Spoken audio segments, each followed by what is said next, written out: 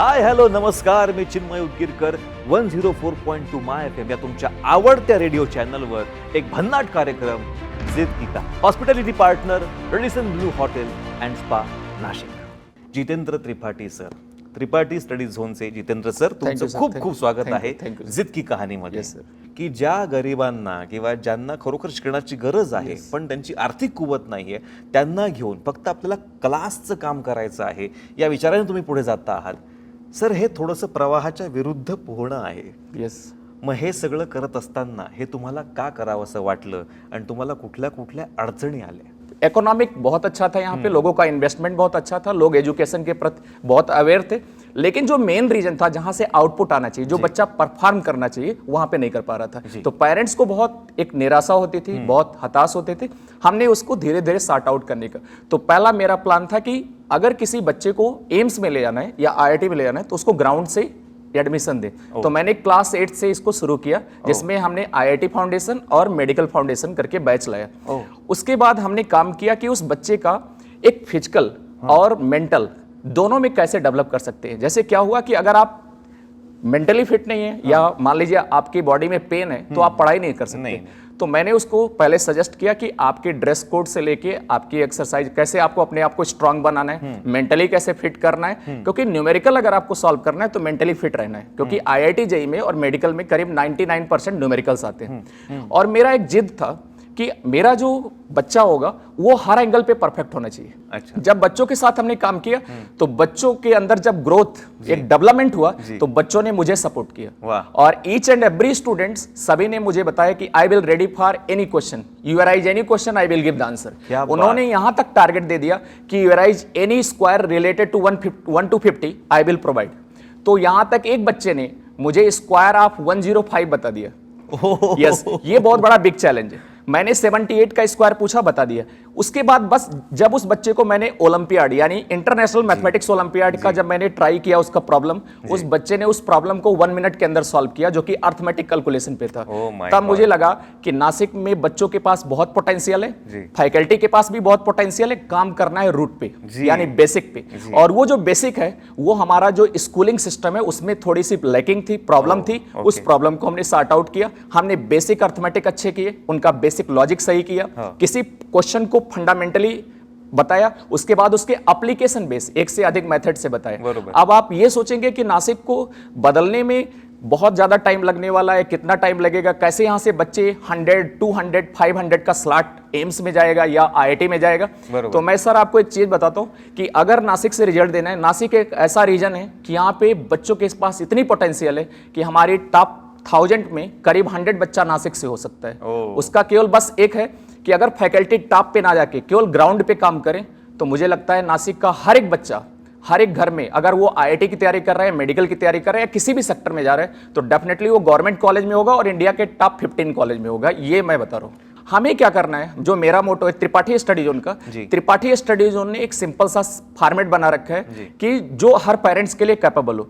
मान लीजिए कि अगर किसी बच्चे को फिजिक्स स्पेशली पढ़ना है, उसका फिजिक्स वीक है, तो हम उसको फिजिक्स पढ़ा रहे हैं और जो मार्केट की फीस है उसके पैरेलल दे रहे हैं या उससे कम ले रहे हैं, उससे ज्यादा नहीं ले रहे. बट मेरी गारंटी ये है कि जो मार्केट में मिल नहीं रहा है उसका 2 टाइम्स मैं करके दूंगा. अगर एक पेरेंट्स ने 2 साल अपने बच्चे के लिए स्ट्रगल किया या कहीं से भी फीस अरेंज किया और आपने उसके बच्चे को गवर्नमेंट कॉलेज में भेज दिया, लाइक एम्स में भेज दिया या IIT में भेज दिया या NIT में भेज दिया, तो ये मान के चलिए कि आपने उस पेरेंट्स को करीब 50 लाख का गिफ्ट दे दिया. तो इसीलिए इंडिया में अगर देखी जाए मेडिकल साइंस और इंजीनियरिंग में IIT और एम्स 2 ब्रांड है और ये पैसे की फैक्ट्री नहीं है. ये सिखाती है कि how to survive in society और how to live better life. एक अच्छी जिंदगी जीनी है तो वो IIT भी सिखाती है. पण तुमच्या बरोबरचे इन्स्टिट्यूशन जे आहेत ना ते खूप फीस घेतात, खूप ऍड करतात. तुम्ही तसं करताना दिसत नाही आहात. कि फीस जो प्रॉब्लम है, जो आपने देखा आज ब्रांडेड इंस्टीट्यूशन, उसमें मेरे से क्वेश्चन यही पूछा जाता है. बच्चों को भी, पेरेंट्स को भी इनसिक्योरिटी होती है कि आपकी क्लास में 10 स्टूडेंट्स हैं और बाकी में 100 है, उनका ब्रांड वैल्यू काफी ज्यादा है. लेकिन मैंने ट्राई ये किया है सर कि अगर फीस किसी को प्रॉब्लम आता है तो फीस से रिलेटेड उसकी प्रॉब्लम को सुनना है. अगर आपके कोचिंग से रिलेटेड किसी को इनसिक्योरिटी है तो आपको इतना पोटेंशियल, इतना टैलेंट बना के रखना है, मार्केट के पैरेलल चलना है और आपके अंदर ये पावर होनी चाहिए, आप मैग्नेट बन जाइए कि बच्चा अपने आप आए. क्या बात और वो उसके बाद तरासी है जी। हमारा जो पहला प्रिंसिपल था कि मुझे किसी बच्चे के पास जाना नहीं है, मुझे खुद को ऐसा बनाना है कि बच्चा मेरे पास आए। आप शक्कर रख दो, यस चींटियां आएंगी। यस मुझे कोशिश ये करना है कि मेरे पास जो प्रॉब्लम है, जो स्टूडेंट को प्रॉब्लम है कि स्टूडेंट का न्यूमेरिकल नहीं होना है, मुझे ऐसा बना लेना है कि उस बच्चे का न्यूमेरिकल विद इन 2 मिनट्स में सॉल्व हो। और अगर वो सॉल्व होता है तो मुझे लगता है सर नासिक में जितने भी ब्रांडेड इंस्टीट्यूशन हैं, जो लोग इन्वेस्टमेंट कर रहे हैं एडवर्टीजमेंट में, वो पैसे अगर मैं बच्चों के ऊपर लगाऊं, बच्चों के स्टडी मटेरियल पे लगाऊं, उनको बेस्ट से बेस्ट क्वालिटी दूं, तो मुझे लगता है कि पेरेंट्स अपने आप आ जाएंगे। पेरेंट्स आज टावर नहीं देख रहे हैं, बिल्डिंग नहीं देख रहे हैं, उनको अगर एक रूम में उनके बच्चे को पढ़ाएंगे और वो बच्चा IIT में जाता है, वो बच्चा NIT में जाता है, तो मुझे लगता है वो सक्सेस होगा।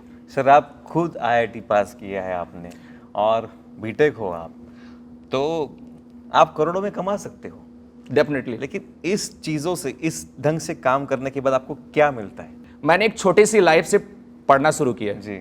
मतलब कह सकते हैं कि मेरा ग्राउंड लेवल जो था वो बहुत ही अलग, अगर मैं एक्सप्लेन करूं तो बहुत पुअर फैमिली से आया जी। लेकिन मेरे पेरेंट्स का एक विजन था कि बच्चा मार्क्स के पीछे नहीं दौड़ेगा जी। बच्चा क्वालिटी के पीछे दौड़ेगा, एक्सीलेंस के पीछे यस दौड़ेगा। मैंने वही किया। मैंने 10th और 12th को अपने लेवल पे पास किया। कभी मैंने ये नहीं चेक किया कि मेरा 96 आएगा या 86 आएगा क्या या बात? 60 आएगा। क्या बात?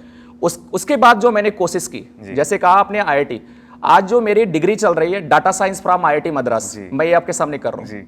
उसका रीजन ये था कि मुझे लाइफ में जब तक मेरे पास पावर है तब तक मुझे पढ़ना है। अगर किसी ने मैं एजुकेशन फील्ड से हूं, अगर मैंने अपने आप को स्टॉप कर दिया, इट मीन्स मैं उस फील्ड में कुछ नया नहीं कर पाऊंगा।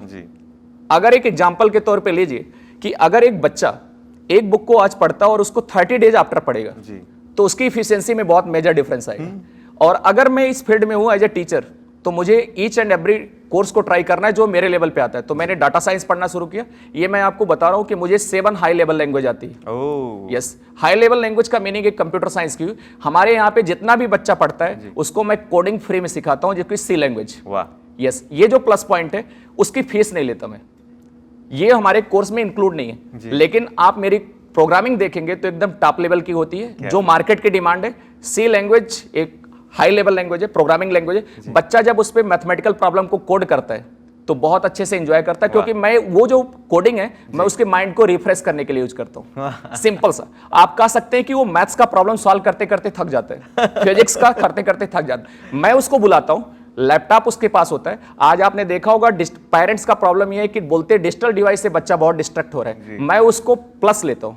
क्या बात? इफ यू हैव मोबाइल, आप मेरे पास आइए, मैं आपको कोडिंग सिखाता हूँ। वाह, आप आइए, मोबाइल ओपन करिए, सी लैंग्वेज का मैं जैसे उसको बता दिया कि आपको इवन नंबर का सम फाइंड करना है, मैंने उसको ट्रिक दिया, एक प्रोग्राम उसका रन किया, ये 100% मैं कहता हूं कि सर वो मोबाइल पे फेसबुक नहीं ओपन करेगा। क्या बात है, ये मेरा दावा है। वाह। कोई भी बच्चा अगर कोडिंग में इन्वॉल्व हो जाए प्रॉपरली और उसको 2 प्रोग्राम आप रन करके दिखा दीजिए, प्रॉब्लम जैसे लाइक किसी ने पूछ लिया कि yes you find the sum of prime number, और वो प्रोग्राम आपने रन करा दिया 2 और 3 लाइन की कोडिंग में, वो बच्चा घर पे जाके करीब 2 घंटे लगाएगा उसी टाइप के प्रोग्राम करने में। वो इंस्टाग्राम, फेसबुक, ये सब चीजें कभी नहीं देखेगा।